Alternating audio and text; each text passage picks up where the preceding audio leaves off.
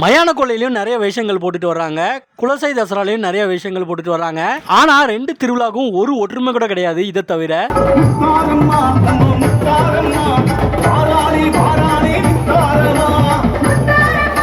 மயான கொள்ளையில குலசை முத்தாரம்மனோட பாட்டு ஓடும், குலசை தசராலையும் மயான கொள்ளை பாட்டு ஓடும். 2 திருவிழாலையுமே பக்தர்கள் காளி வேஷம் கட்டிட்டு வந்தாலும் வேற எந்த ஒரு ஒற்றுமையுமே கிடையாது இந்த 2 திருவிழாக்களுக்கு இடையில.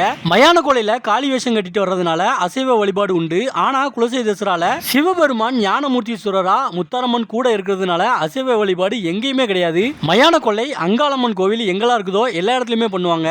ஆனா குலசை தசரா குலசை முத்தாரம்மன் கோவில்ல மட்டும்தான் நடக்கும். மயான கொள்ளை பிப்ரவரியில நடக்கும். ஆனா தசரா அக்டோபர்ல தான் நடக்கும். குலசை தசரா திருவிழா 10 நாள் நடக்கும். அதுல 5 நாள் வரைக்கும் வேஷம் போட்டுட்டு வருவாங்க. ஆனா மயான கொள்ளையில ஒரே ஒரு நாள் மட்டும் தான் வேஷம் போடுவாங்க. குலசை தசரால காணிக்க வசூல் பண்ணுவாங்க. ஆனா மயான கொள்ளையில அதெல்லாம் கிடையாது. மயான கொள்ளையில வேஷம் போட்டுட்டு சுடுகாட்டுக்கு தான் போவாங்க.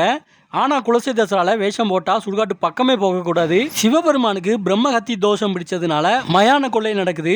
மகிஷாசூரன் அப்படிங்கிற ஒரு அரக்கனை வதம் பண்றதுக்காக குலசை தசரா நடக்குது.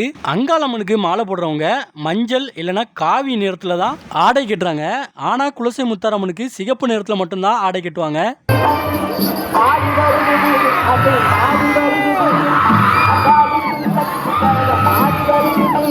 மயான கொள்ளையில 10 அடி 15 அடி உயரத்துலலாம் கூட பிரம்மாண்டமா வேஷம் போட்டுட்டு வருவாங்க. ஆனா குலசை தசரால அந்த மாதிரி பண்ண மாட்டாங்க.